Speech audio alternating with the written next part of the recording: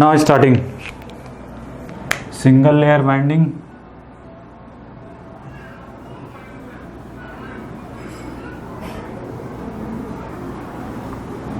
layer winding. Now starting single layer winding.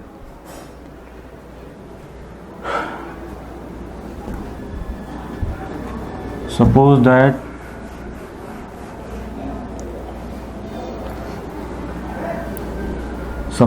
this is rotor,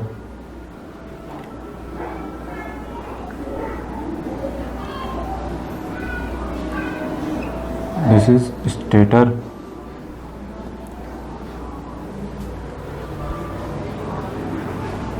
let us consider, let P this be equal to 4, means 4 pole machine. This is rate, this is N1, S1, N2 and S2.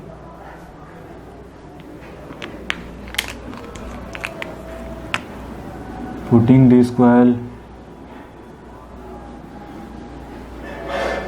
under N or under S, this is cross, this is dot, look like this one, look like this one.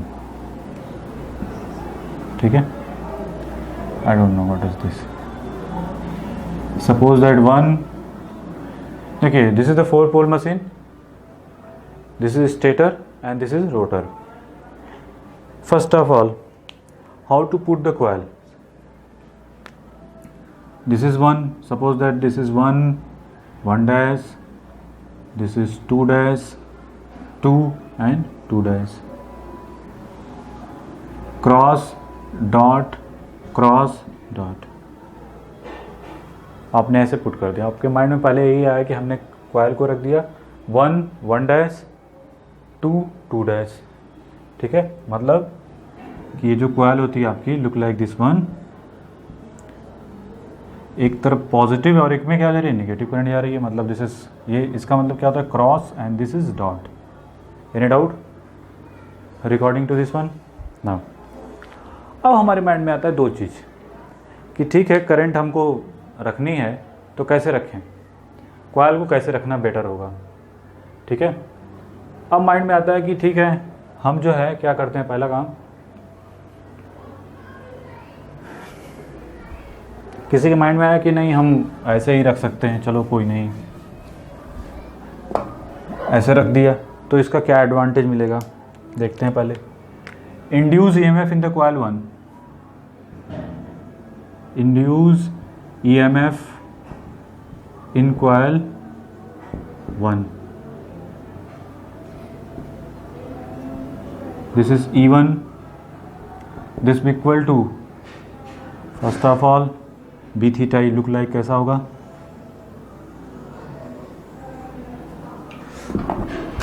B theta E, actual B theta E look like this one,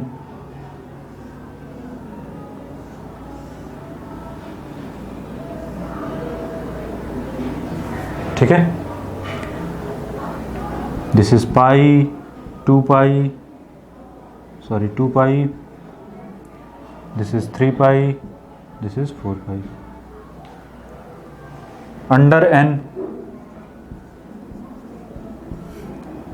under N1, this is under S1, this is under N2 and this is under S2.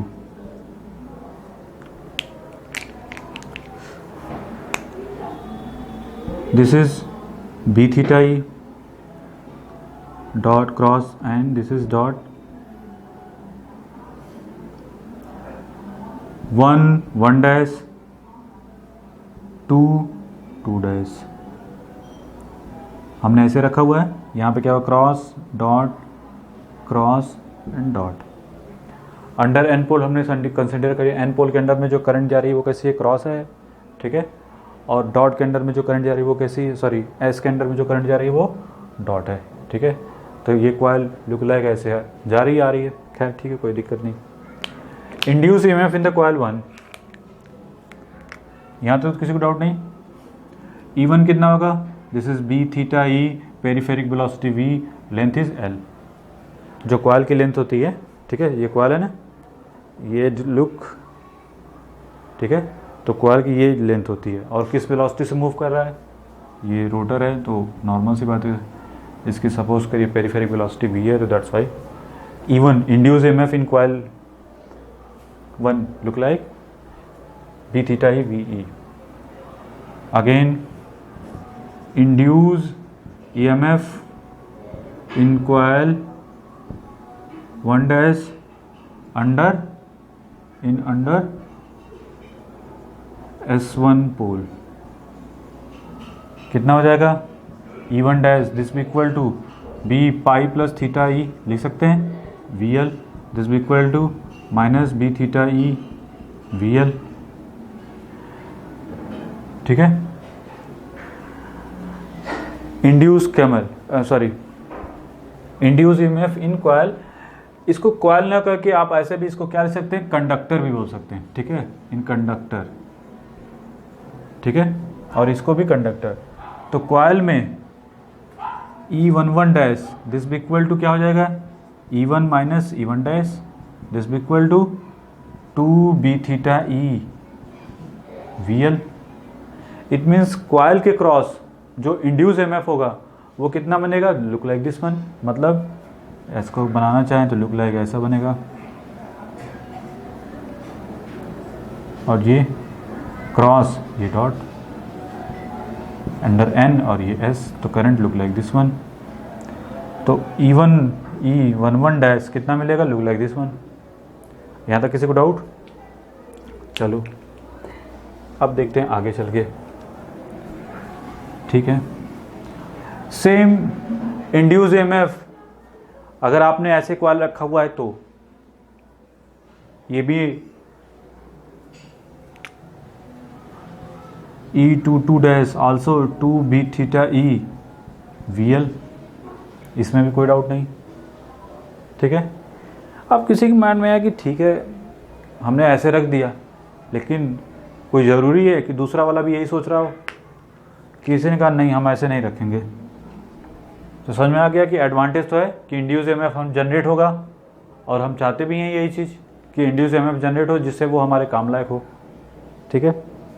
अब हमने क्या कर दिया कि ऐसे नहीं रखा, हमने क्या किया, अच्छा जब आपने ऐसे रखा हुआ है तो इलेक्ट्रिकल जो एंगल है, देखिए इसके और इसके बीच कितना, ये क्या है पाई प्लस थीटा ई, ये क्या है, दिस इज पाई, ये क्या पाई इलेक्ट्रिकल है, और ये मैकेनिकल, ये देखिए अगर आप ऐसे इसको देखें तो ये क्या है 90 डिग्री मैकेनिकल, ठीक है। और मैकेनिकल जो डबल होता है, सॉरी यहाँ पे क्या है 4 पोल मशीन है, तो that's why theta E this equal to क्या मिलेगा 2 इंटू थीटा एम, क्यों, क्योंकि P/2 होता है, तो P कितना है 4/2, तो इट मीन्स ऑन इंटू 90। जो एंगल सबको दिखता है वो कौन सा एंगल होता है, मैकेनिकल, और जो सिर्फ इलेक्ट्रिकल वालों को दिखे वो क्या होता है, electrical angle, that's why this is 180। तो दोनों तरफ से क्लियर हो गया कि इलेक्ट्रिकल एंगल इतना तो सही है, मतलब ये हम जो जा रहे थे वो सही है, इलेक्ट्रिकल फुल पिच रखते हैं। अब बात करते हैं कि ठीक है हमें यहाँ पे भी कोई डाउट नहीं थे, तो मतलब हमने ऐसे रख दिया, बाय द वे ऐसे रख दिया, तो फिर दूसरे पॉइंट कोई किसी के माइंड में है कि नहीं हम ऐसे नहीं रखेंगे, इसको 1 को इस कॉइल को हम यहाँ रखना चाहते हैं, मतलब हमने क्या कर दिया, ये 1 डैश और इसको 2 रख दिया और ये 2 डैश।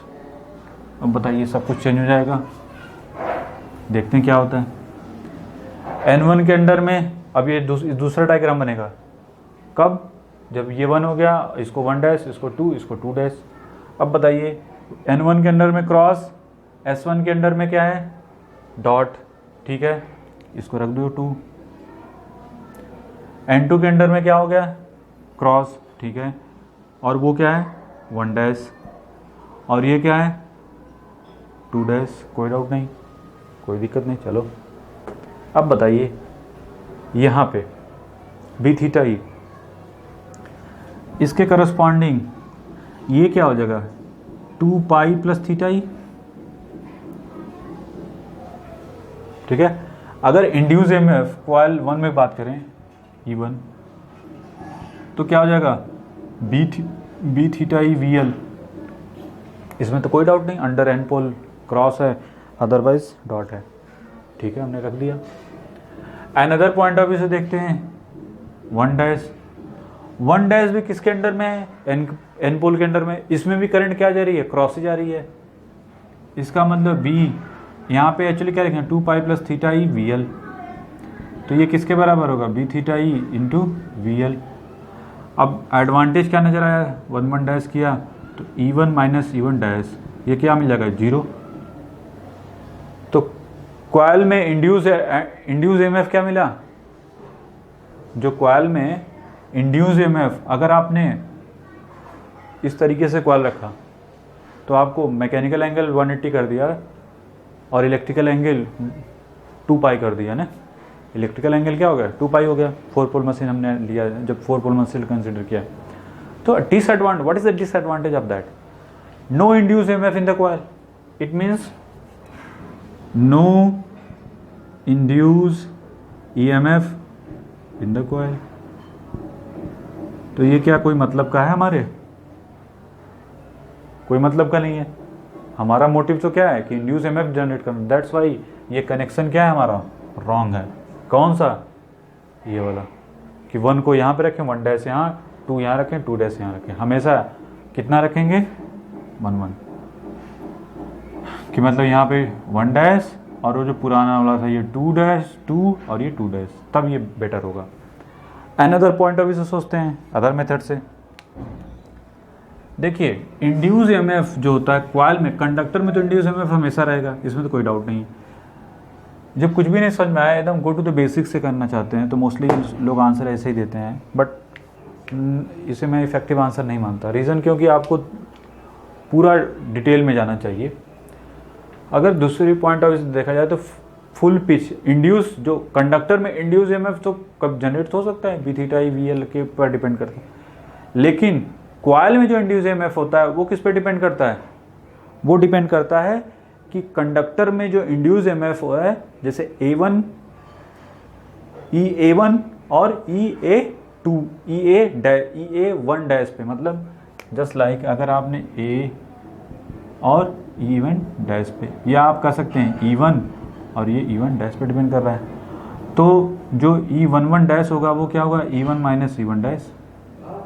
ऐसे लिखेंगे तभी तो होगा इंड्यूस एमएफ। तो इतना तो कंफर्म है कि भाई ऐसा होगा, अगर ऐसा होगा तभी पॉसिबल है, अदरवाइज पॉसिबिलिटी नहीं है। ठीक है, यहाँ तक भी कोई डाउट नहीं। तो मतलब का तो यही है। और ये भी याद रखिए, ये डिपेंड किस पे कर रहा है, बी थीटा ई पे, और बी थीटा ई ये तभी पॉसिबल होगा जब एक पाई पे हो, एक थीटा ई पे है, तो दूसरा क्या होगा पाई प्लस थीटा ई पे। इट मीन्स फुल पिच इन दोनों के बीच कितनी होनी चाहिए, पाई। फुल पिच पाई इलेक्ट्रिकल, ये ऑब्जेक्टिव पॉइंट ऑफ व्यू से आ जाता है। ठीक है, कि अगर हमने क्या कर दिया, कॉइल में इंड्यूस एमएफ जनरेट करना है तो वहां पे क्या निकल के आएगा कि अगर एक कॉइल में थीटा ई है तो दूसरी क्या होनी चाहिए पाई प्लस थीटा ई पे। अगर कॉइल रखेंगे तभी इंड्यूस एमएफ होगा, तभी वो मतलब का होगा। अगर एक को हमने थीटा ई पे जनरेट किया, दूसरे को 2 पाई प्लस थीटा ई पे, तो no induce EMF in the coil, तो वो हमारे मतलब का नहीं है, हम उसको यूटिलाइज नहीं करेंगे। और इसीलिए हम लोग ऐसे भी समझना है, तो ये कितना है पाई इलेक्ट्रिकल पे है। अगर आप इसी चीज़ को यहाँ पे रख देते हैं 1 और 1 डैश को, तो अब क्या हो जाता है 2 पाई हो जाता है। तो फुल पूछ हमारी कितनी रखनी चाहिए, हमेशा पाई रखेंगे तभी इंड्यूस एमएफ मिल रहा है, अदरवाइज हमको क्या मिलेगा 0। तो दोनों तरफ से समझ सकते हैं। ठीक है, अब देखते हैं कि ठीक है, तो ये बताइए एडवांटेज क्या है इसका। तो इंड्यूस एमएफ तो मिल गया, और क्या मिला हमें,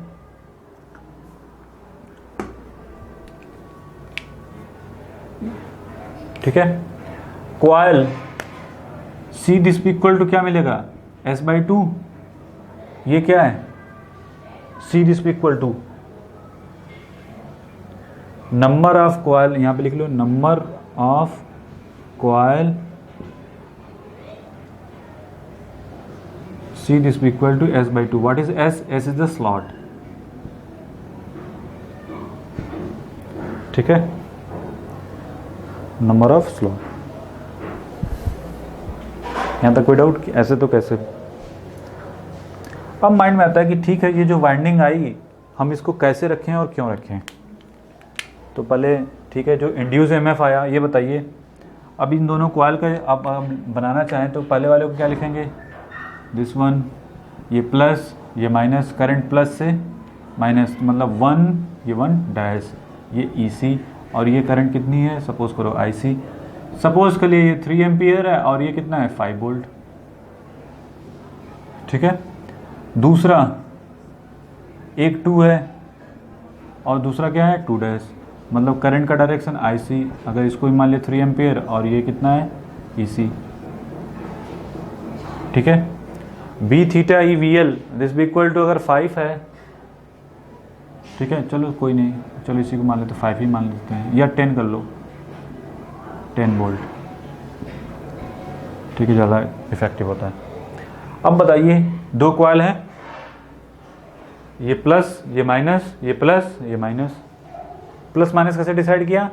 करंट जिसमें जा रही है उसको हमने प्लस का डायरेक्शन ले लिया और जिसमें आ रही है उसको माइनस का. अब ये बताइए, दोनों को ऐड करना है तो हम कितने प्रकार से ऐड कर सकते हैं? देखिए, पहला देखते हैं सीरीज कनेक्शन.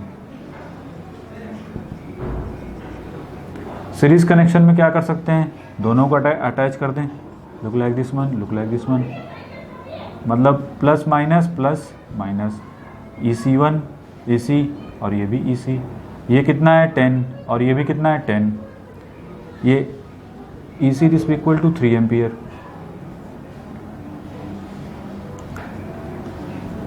ये कितना हुआ? 20 वोल्ट. ये बताइए पावर कितनी हो गई? Power this equal to 20 into 3, 60 watt हुई. अब किसी के माइंड में आया कि नहीं, हम ऐसे नहीं करना चाहते, हम कैसा करना चाहते हैं, वो भी डिस्कस कर लेते हैं. दूसरा तरीका क्या होगा? Parallel connection.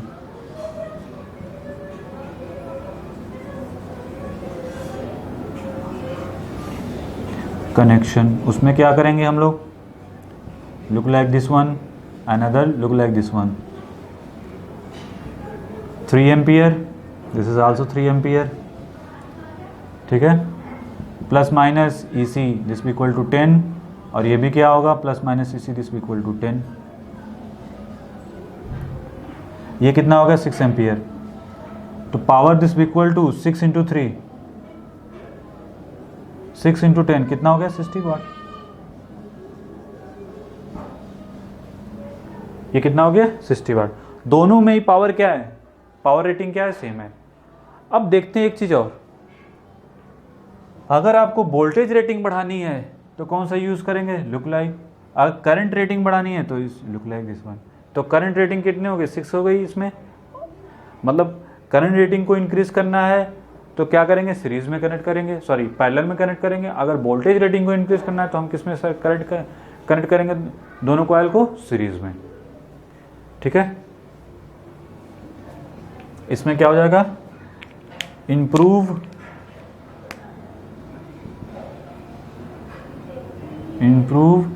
Current rating, improve voltage,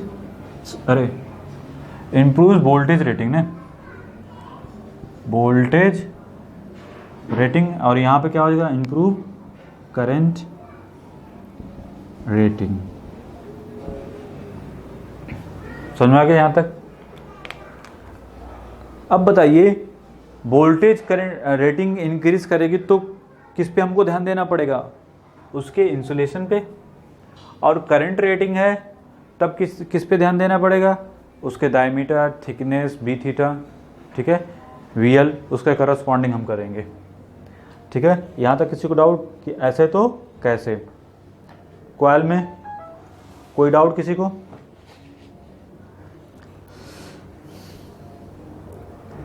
मिटा लो. अब ये बताइए, आपने क्या देखा, number of coil, C this equal to क्या है, S/2, ठीक है। S क्या है, नंबर ऑफ स्लॉट, ठीक है।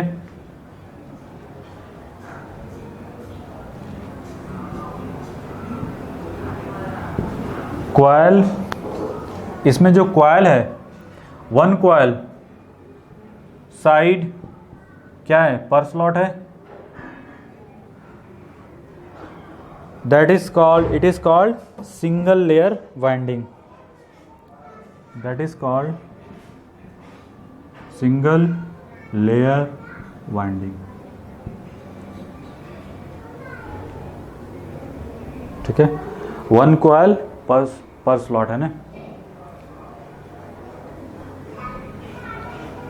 ठीक है।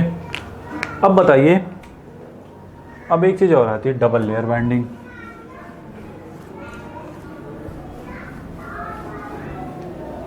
डबल लेयर वाइंडिंग में क्या करेंगे, अभी कौन सा कहाँ यूज़ करना चाहिए, जब दूसरा भी डिस्कशन हो जाएगा तब उसके बाद यूज़ करें, बताएंगे कहाँ पे कंपेयर करेंगे ना, कौन सा मोर इफेक्टिव और क्यों।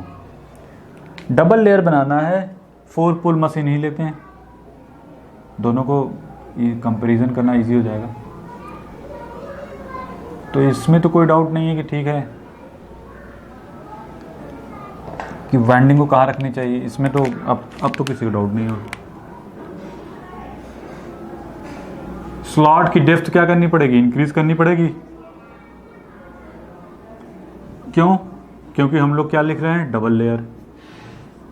तो यहाँ पे क्रॉस, यहाँ पे क्रॉस, ये डॉट, सॉरी सिंगल, और ये भी क्रॉस, और यहाँ पे डॉट, ठीक है। अब किसी के मन में आया कि ठीक है, इतना तो फिक्स है कि ये क्रॉस, ये डॉट, ये क्रॉस, तो अगर वो यहाँ 1 है तो नॉर्मल से आता है, 1 डैश यहाँ पे होगा, ठीक है। हमने पुट कर दिया ऐसे 1 डैश, ठीक है। ये 2 है तो ये हो गया 2 डैश, और ये 3 है तो ये हो गया 3 डैश, और ये 4 है और ये हो गया 4 डैश। ऑफ कोर्स माइंड में एक चीज़ तो आ ही रही होगी कि हमने ऐसा ही क्यों किया, इधर क्यों नहीं किया, वो भी अब बाद में डिस्कस करेंगे, पहले इस पर देखते हैं। तो double layer, for double layer winding के लिए हमने क्या कर देंगे, यहाँ पे डबल लेयर वाइंडिंग,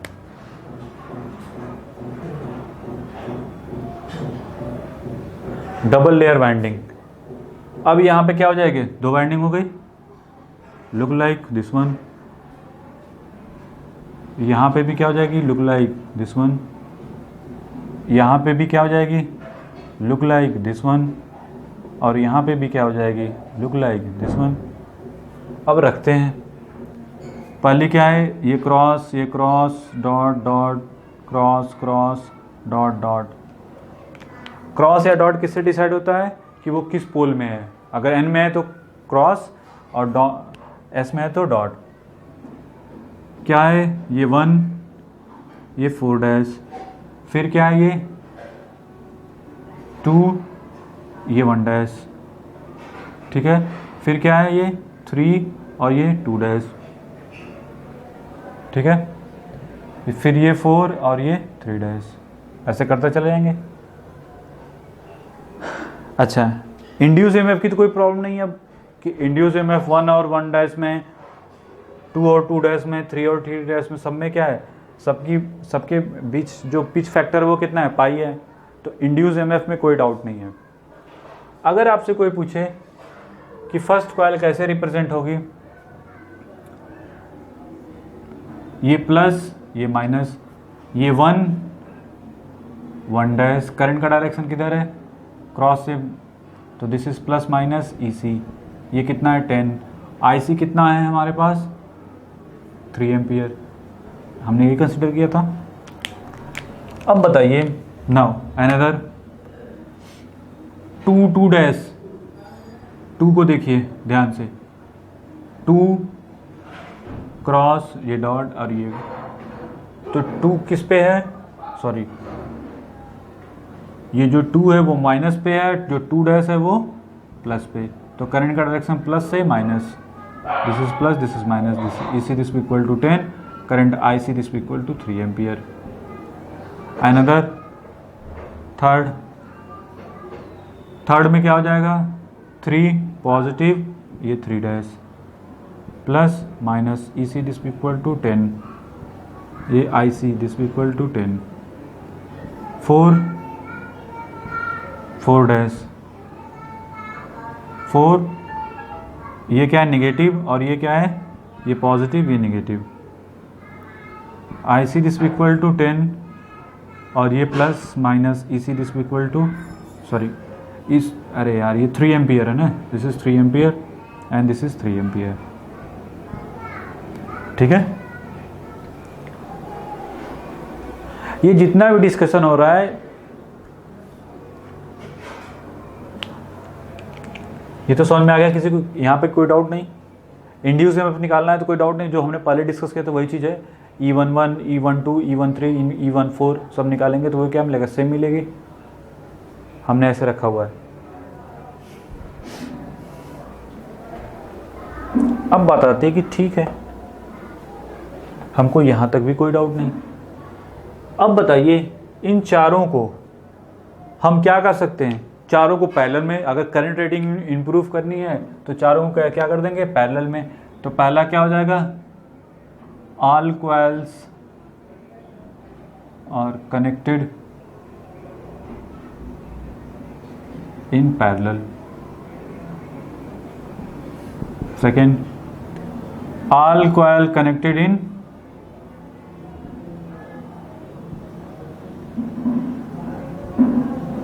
सीरीज। अगर सबको पैरेलल में कनेक्ट कर दिया तो voltage rate sorry current rating क्या हो जाएगी, इंक्रीज कर जाएगी। ठीक है, क्या दिक्कत है, दोनों को कनेक्ट कर देंगे चारों को पैरेलल में तो 3 3 3 3 कितने होगी, 12 हो जाएगी ना। मोर करना है और वोल्टेज रेटिंग को इंक्रीज करना है तो चारों को क्या करते हैं पैरेलल में करने तो कितना हो जाएगा 40 वोल्ट। फिर तीसरा क्या हो सकता है कि 2 सीरीज 2 पैरेलल, 2 सीरीज 2 पैरेलल।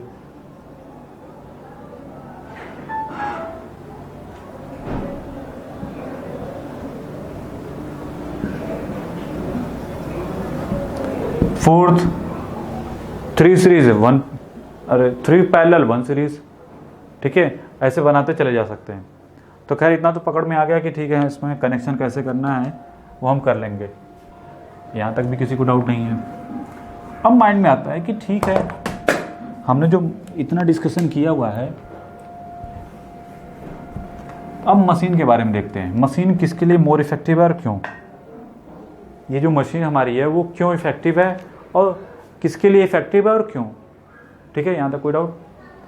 अब देखते हैं दूसरी चीज़ है, पहले इस पे आते हैं कि मशीन, ये बताइए डेप्थ हमने बढ़ा दिया, जैसे ही स्लॉट डेप्थ इंक्रीज आपने क्या कर दिया, रोटर का slot increase, slot depth increase in double layer winding. पहला काम कि स्लॉट डेप्थ जो है इंक्रीज कर गई। अब बताइए जैसे ही स्लॉट डेप्थ इंक्रीज करेगी क्या डिसएडवांटेज होगा एसी के लिए, एसी पॉइंट ऑफ व्यू से, हार्मोनिक्स। कौन से harmonics, slot harmonic increases, slot harmonic क्या हो जाएगा, इंक्रीज कर जाएगा। अब देखें डीसी में क्या फर्क पड़ेगा, क्या डीसी में स्लॉट हार्मोनिक का कोई इफेक्ट पड़ता है, नहीं। क्यों, क्योंकि डीसी जो होती है जो रेक्टिफाई होकर सिग्नल आएगा वो कैसा आएगा, वो लुक लाइक ऐसा होगा, देखिए ऐसा।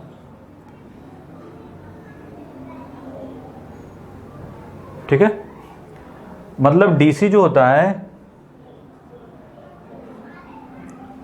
डीसी वो किस पे डिपेंड करता है, depend upon average value, average value पे डिपेंड करता है, वेवफॉर्म की एवरेज वैल्यू पे डिपेंड करता है। तो क्या एवरेज वैल्यू पे कोई फर्क पड़ा, नहीं।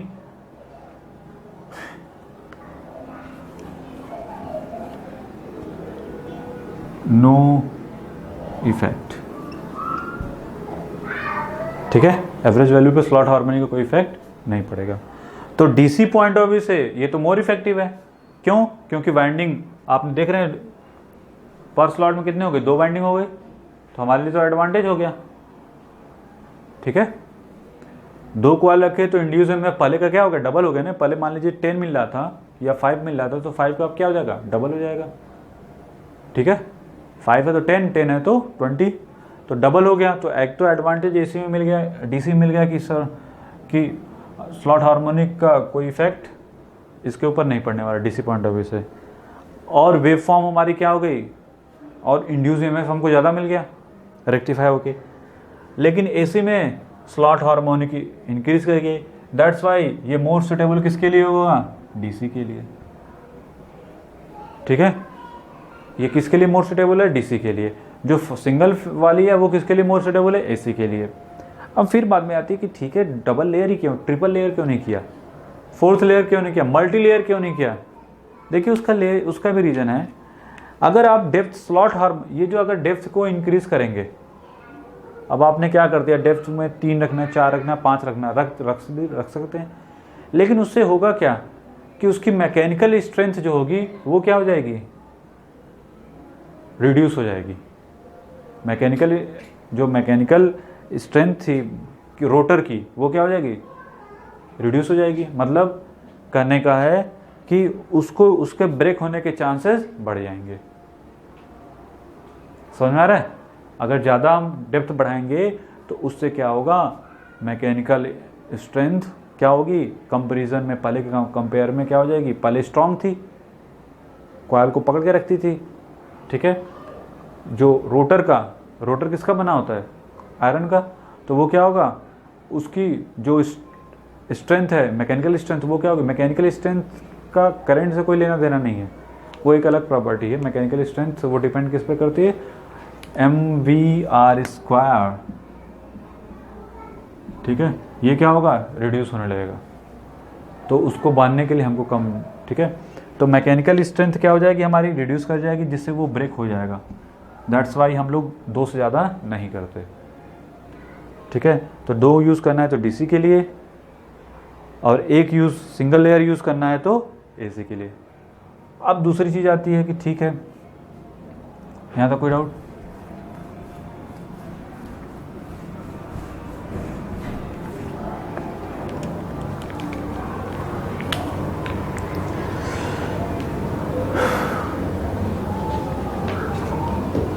लिख लो इसको, तब आगे चल के डिस्कस करते हैं कि क्या होगा।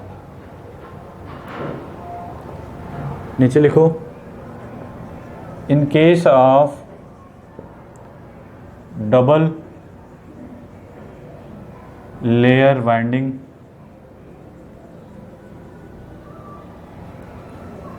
Slot depth is higher,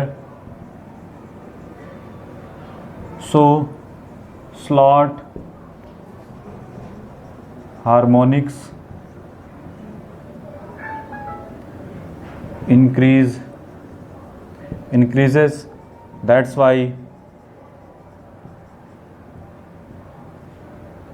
it is not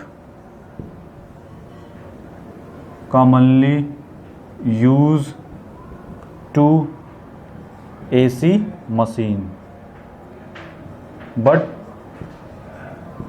it is used commonly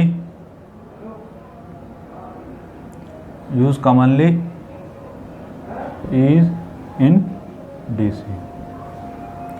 ठीक है,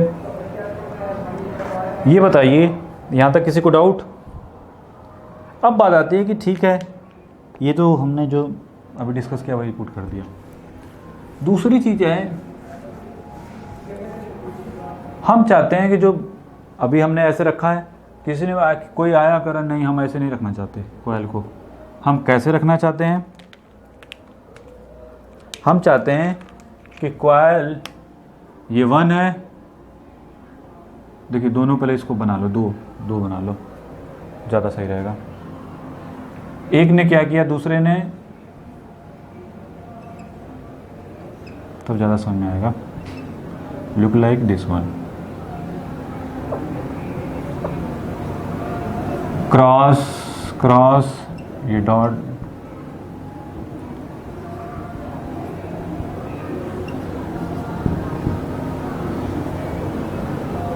हमने क्या किया, यहाँ पे 1 है तो यहाँ 1 डैश, ये 4 रहने दिया, ये 2, ये 2 डैश, ये 3, ये 3 डैश, ये 4, ये 4 डैश, ऐसे कर दिया। ठीक है, ये भी अंडर बना लो ढंग से।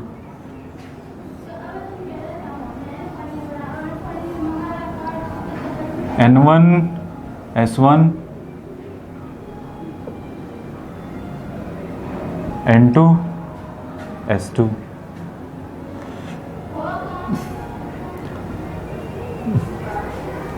ठीक है, N2 और S2। अब ये बताइए, यहाँ तक तो किसी को डाउट नहीं कि ऐसे तो कैसे। अब बताइए दोनों में, दोनों को ध्यान से देखिए, फर्स्ट को भी और सेकंड को भी, क्या कंक्लूजन निकल के आ रहा है। कंक्लूजन ये निकल के आ रहा है कि जब ये रोटेट करेगा तो ये जो होगा इससे बैंड 2 के साथ, 3 के साथ एंड 4 के साथ बैंड हो गया। अब इसको देखते हैं कैसे बैंडिंग की जाएगी। अब इसके ऊपर रखना है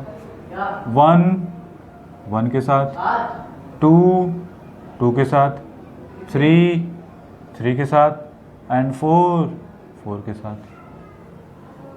जब ये मोशन करेगा mr square, mr omega square होगा, ठीक है, इस पे भी फोर्स लगेगा। अब ये बताइए किसकी मैकेनिकल स्ट्रेंथ ज़्यादा होगी और क्यों। मैकेनिकल स्ट्रेंथ का मतलब किसके निकलने के चांसेस सबसे ज़्यादा हैं। ये देखिए यहाँ पे मैकेनिकल स्ट्रेंथ क्या होगी, सबकी इक्वल है हर वाइंडिंग की। क्यों, देखिए 1 डैश से, 2 डैश से, 3 डैश से, 4 डैश से, तो यहाँ पे मैकेनिकल स्ट्रेंथ क्या है, इक्वल है। इक्वल मैकेनिकल स्ट्रेंथ, ठीक है। क्यों, ये देखिए 2 कॉइल हैं, इसको क्या बोलते हैं, टॉप कॉइल साइड, और इसको बॉटम कॉइल साइड, ठीक है। यहाँ पे क्या हुआ है कि इसका है टॉप बॉटम से कनेक्ट है, फिर इसका टॉप बॉटम से, ठीक है, ये देखिए टॉप है और ये बॉटम है, तो टॉप बॉटम, जिससे क्या हुआ, इसका एडवांटेज क्या मिला कि mechanical strength, equal mechanical strength हो गई चारों की। लेकिन यहाँ पे क्या होगा, अगर ऐसा कनेक्शन रखते हैं तो क्या होगा, 4 की मैकेनिकल स्ट्रेंथ, 2 की मैकेनिकल स्ट्रेंथ काफ़ी हाई होगी और 2 की मैकेनिकल स्ट्रेंथ काफ़ी लो होगी। दैट्स वाई क्या होगा, mr स्क्वायर या mr ओमेगा स्क्वायर क्या मिलेगा, जो सेंट्रीफ्यूगल फोर्स जब ये रोटेट करेंगे, तो जब ये स्पीड पकड़ेंगे तो इसके ब्रेक होने के चांसेस, मतलब ये ऊपर से निकलने के चांसेस इसके ज़्यादा हैं, तो इससे क्या मिलेगा। दैट्स वाई इस कनेक्शन को हम नहीं रखते, बल्कि कौन सा कनेक्शन रखते हैं हमेशा, ये वाला, ठीक है। अगर ये वाला रखेंगे तो उसके करस्पॉन्डिंग ये डायग्राम भी, मतलब बस यही बाइंडिंग तो यही होगी, ऊपर नीचे हो जाएगा। ये समझ में आ गया। इंड्यूस एमएफ पे कोई फर्क नहीं पड़ता है, इंड्यूस एमएफ में वही रहेगा। इंड्यूस एमएफ क्या फ़र्क, बस फर्क इस पे, फर्स्ट आपके मैकेनिकल स्ट्रेंथ के ऊपर फर्क पड़ता है। इंड्यूस एमएफ पे फर्क नहीं पड़ता। क्यों, क्योंकि वो दोनों ही, ऐसा तो नहीं कि ये बस ऊपर नीचे कर दिया गया, उससे इंड्यूस एमएफ का फर्क नहीं पड़ता है। बस फर्क पड़ किस पे ऊपर पड़ता है, ओनली फॉर मैकेनिकल स्ट्रेंथ के ऊपर। क्यों, वो भी समझ में आ गया। तो इसको भी लिख लो, इसको मिटा दें।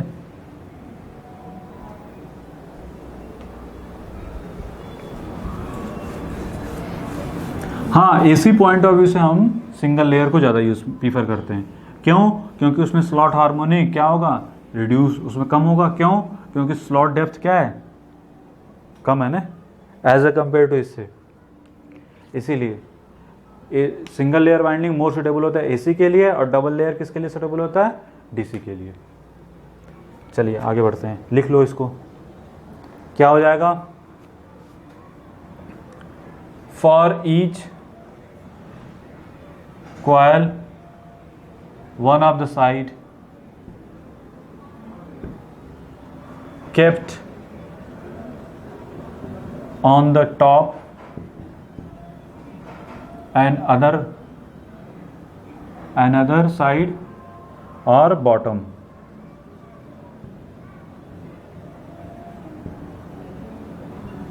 so as to have same mechanical strength for each winding। यहां तक किसी को डाउट कि ऐसे तो कैसे? अब ये बताइए, number of coil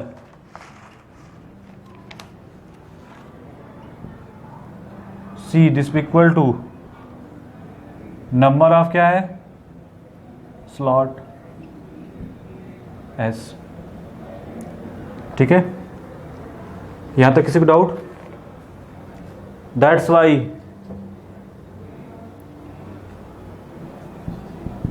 why it is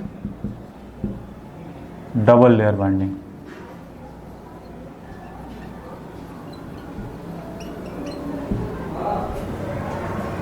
now discuss, अब आते हैं आर्मेचर।